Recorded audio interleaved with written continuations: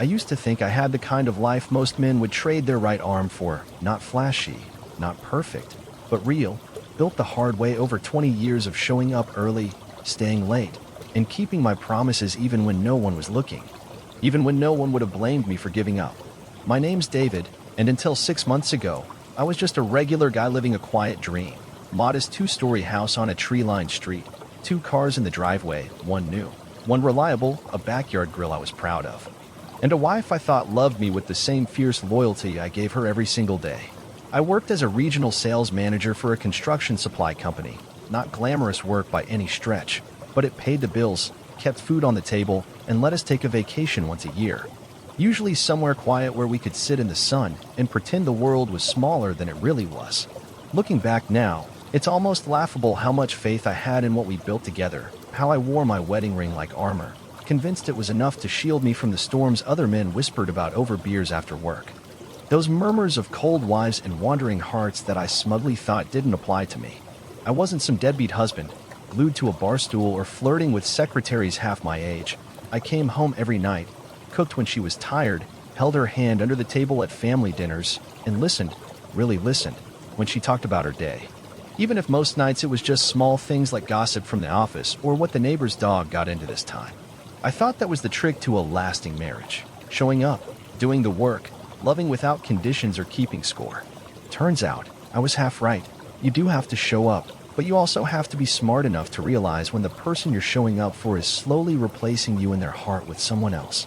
The first signs were so small they barely even registered, like hairline cracks in a windshield that only catch the light if you're staring at them just right.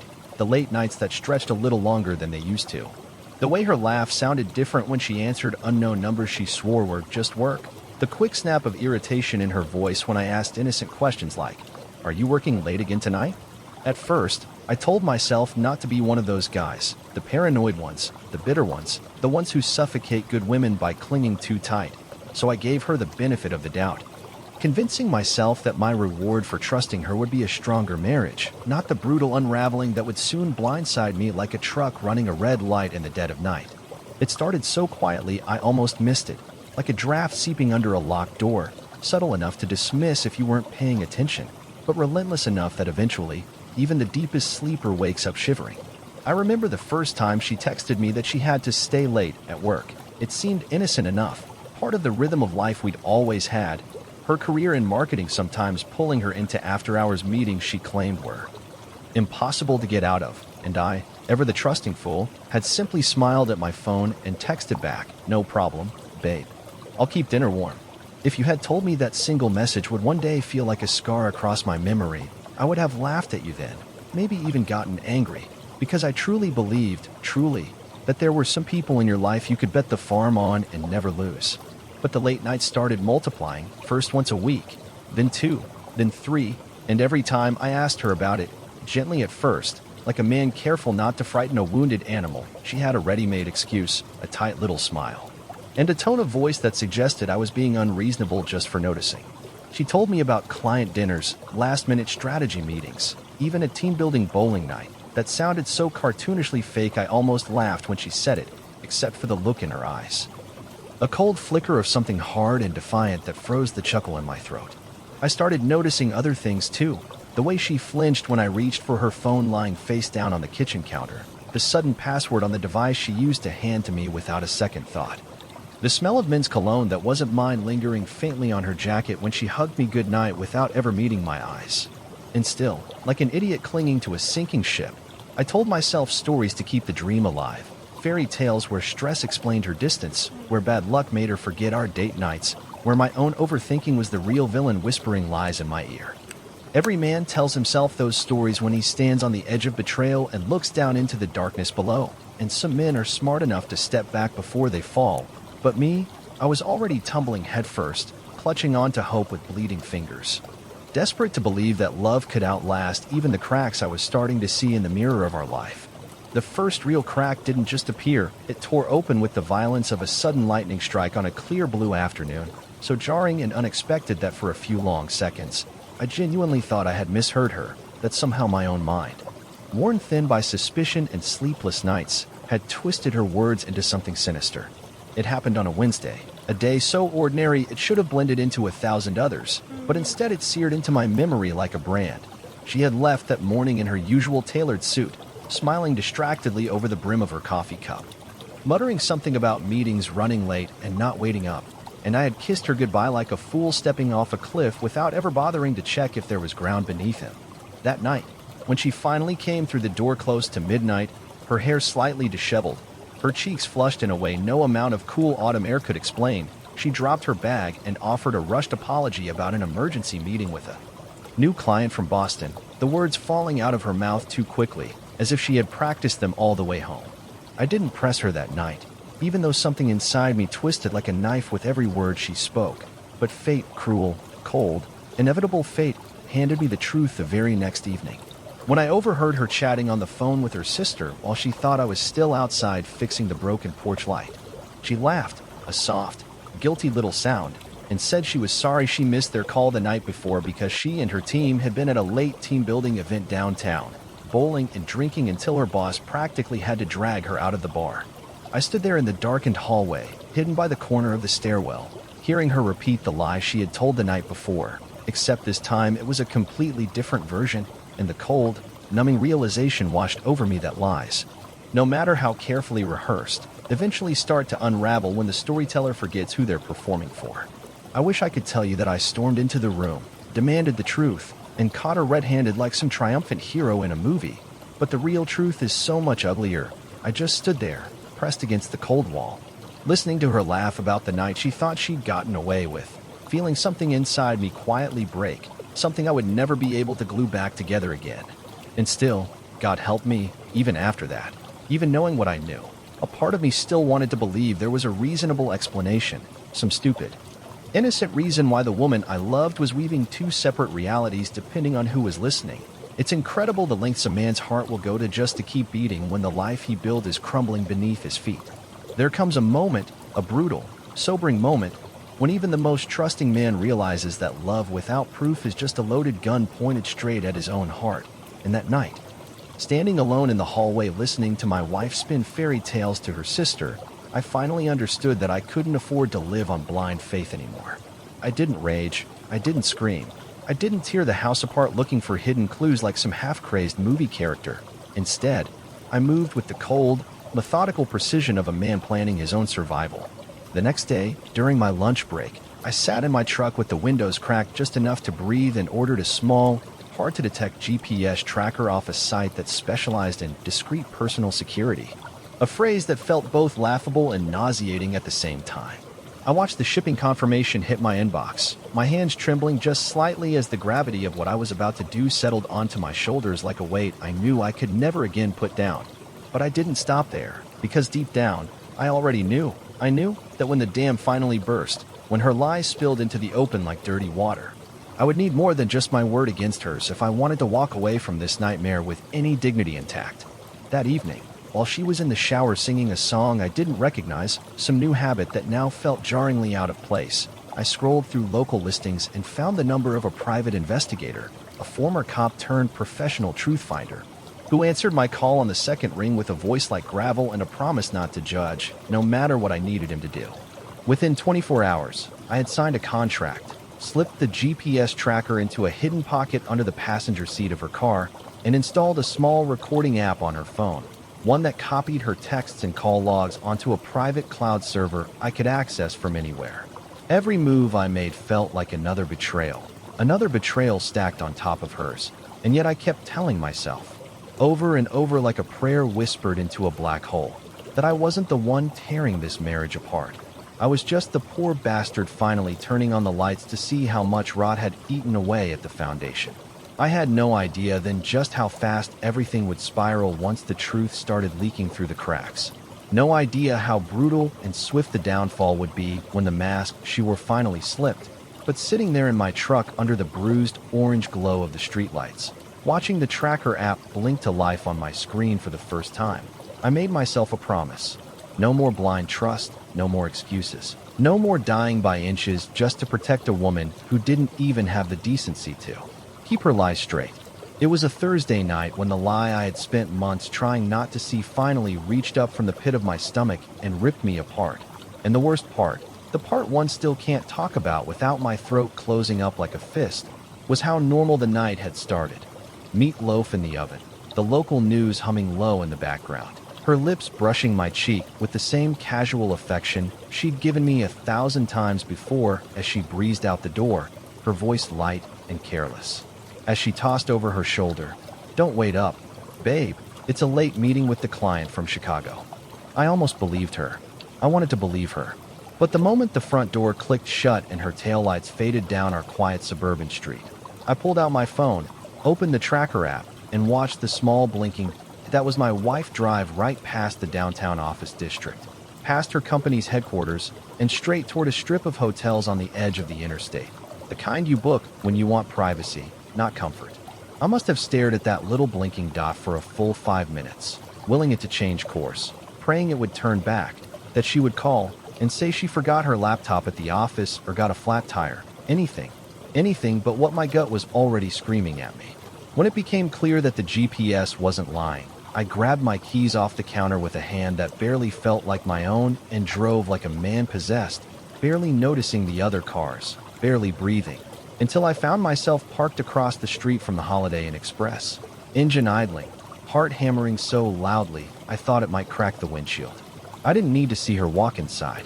I didn't need to follow her to know. I just sat there, gripping the steering wheel so hard my knuckles turned bloodless, watching her car sit in that lot like a tombstone, the harsh yellow light of the parking lot making everything look sharper, crueler, more real than I was ready for. I don't know how long I sat there.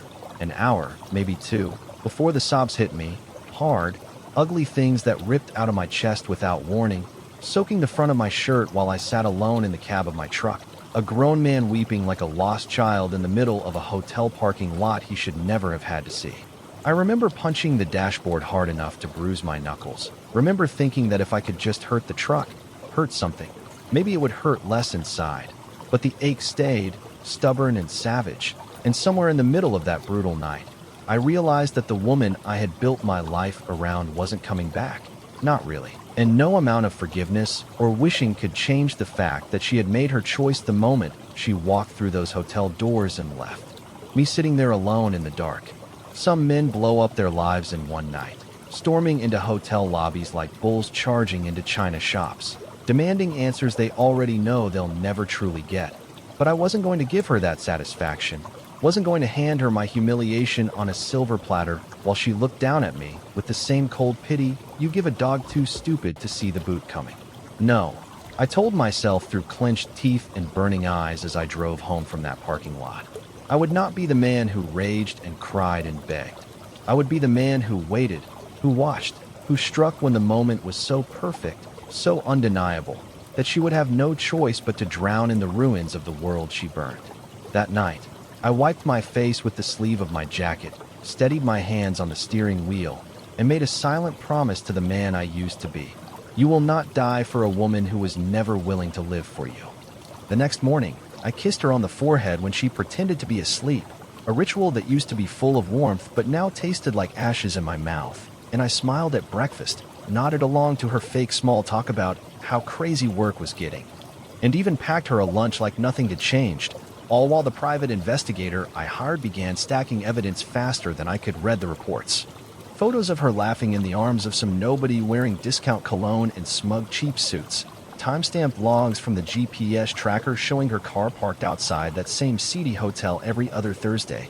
Text message screenshots pulled from the cloned phone app that read like a bad soap opera script, full of, "I can't wait to see you tonight," and "he suspects nothing," and "you're the only one who makes me feel alive." Every shred of evidence I collected didn't just tear open the wound in my chest a little wider. It sharpened my focus, strengthened my resolve, built the foundation of the case I would one day bring crashing down on her head.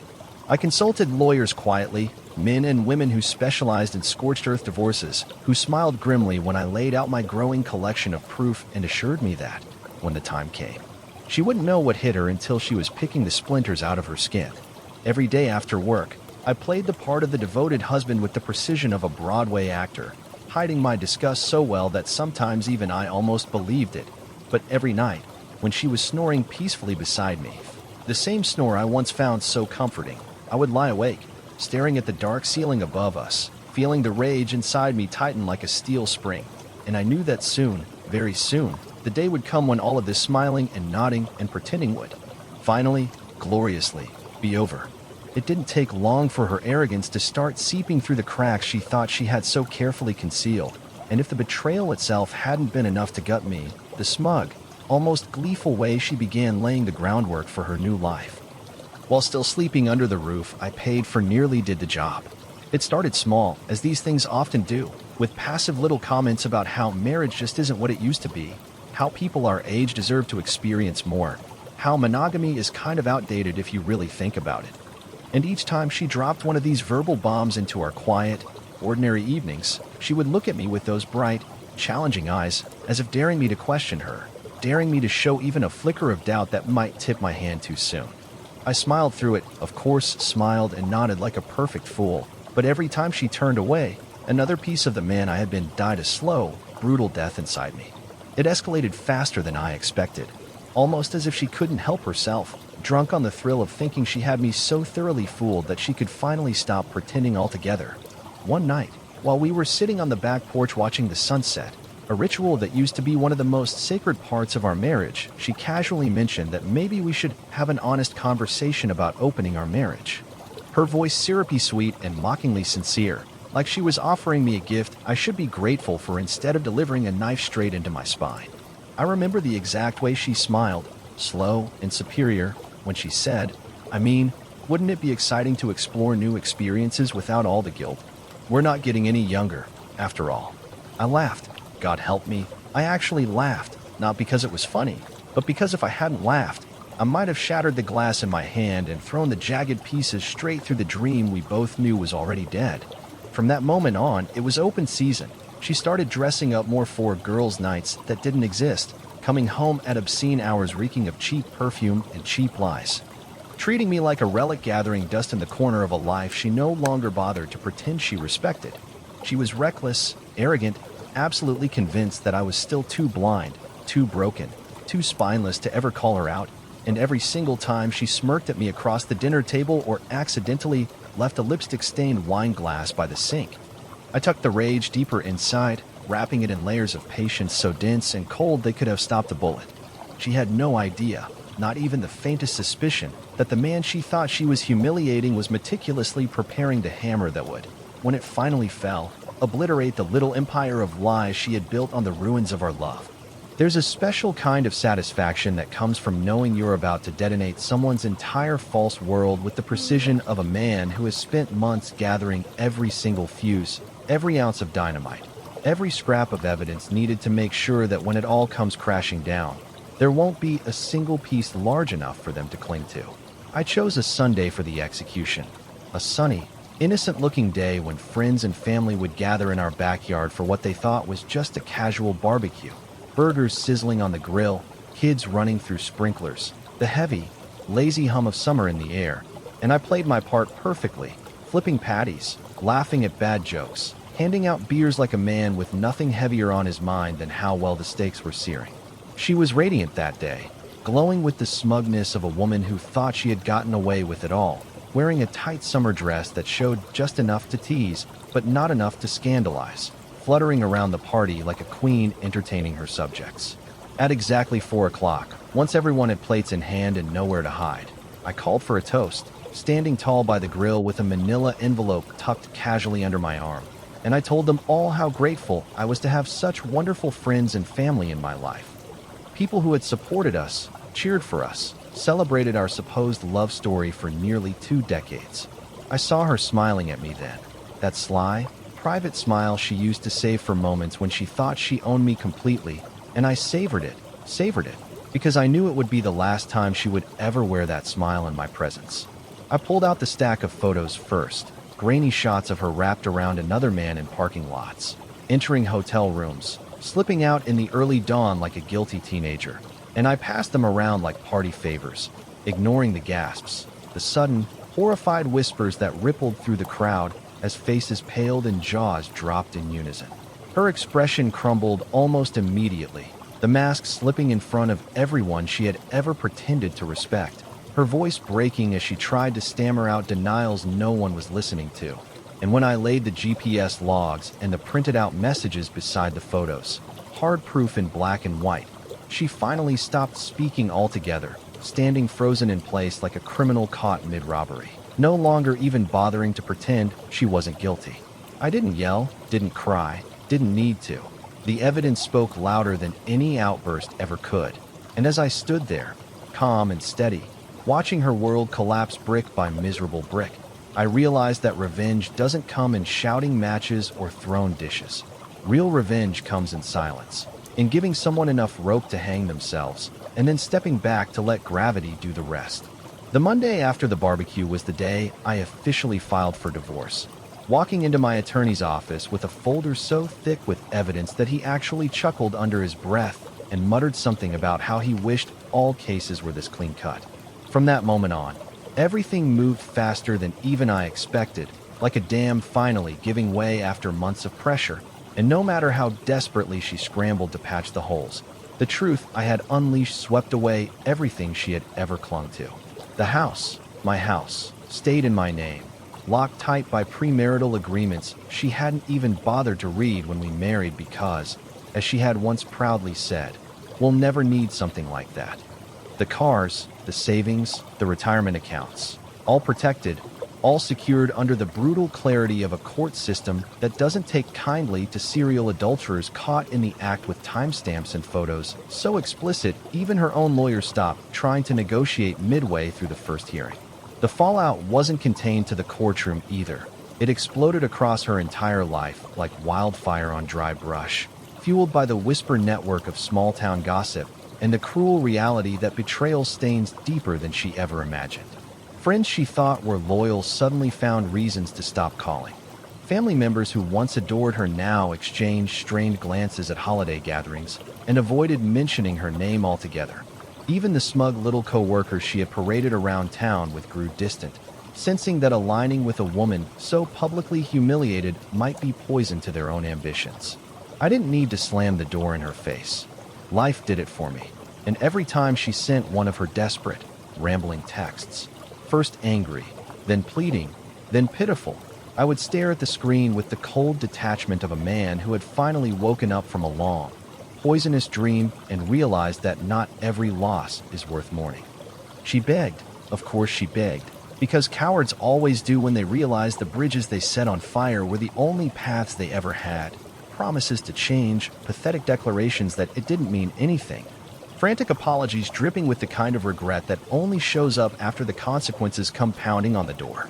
I never answered, never even acknowledged the messages piling up like rotting fruit in my inbox. Because what was there to say that hadn't already been carved in stone the day she chose cheap motel sheets over the life we had built? She didn't just lose me that day, she lost everything she thought she could take for granted. And I, for the first time in what felt like forever, walked forward without looking back, lighter and stronger than I had ever been under the crushing weight of her betrayal. Freedom didn't come crashing down in a single victorious moment the way I had once fantasized late at night. Instead, it crept in like the slow warmth of the morning sun after a long, brutal winter, first thawing my frozen heart, then loosening my clenched fists, until one day I realized I had stopped thinking about her altogether, and the space she used to occupy in my chest was now wide open for something far better. I started small, tossing out the old furniture she picked, repainting the house in colors that actually made me feel alive instead of suffocated. Signing up for the gym down the street where I threw myself into the iron with a fury that melted away the years of quiet, invisible pain I had swallowed for too long. The man who stared back at me in the mirror a few months later wasn't the hollowed-out ghost she left behind. He was stronger, leaner, sharper, and finally understood that surviving betrayal wasn't enough. You had to build something better from the ashes. The trips followed.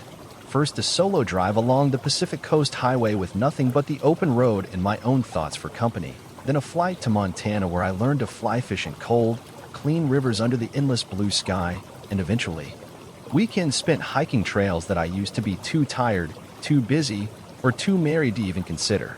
Along the way, I met people who didn't wear masks, who didn't measure loyalty by convenience, who valued laughter, honesty, and simple living over pretense and shallow games. I forged friendships that felt like home, real connections that demanded nothing and gave everything. And somewhere between the early mornings watching the sun break over distant hills and the quiet nights spent swapping stories by campfires, I realized that happiness had never left me. I had just buried it under the rubble of a woman who never deserved the love I had once given so freely. As for her, well, karma has a way of balancing the scales when you least expect it.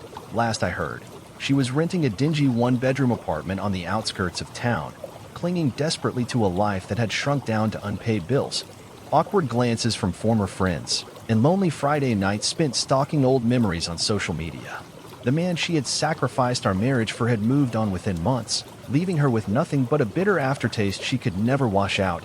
And every once in a while, when my phone buzzes with another drunken, pathetic apology she can't even finish typing, I simply turn it face down on the table, smile to myself, and pour another cup of coffee, because for the first time in a long time, I am exactly where I am meant to be, free, unbroken, and finally, gloriously, at peace.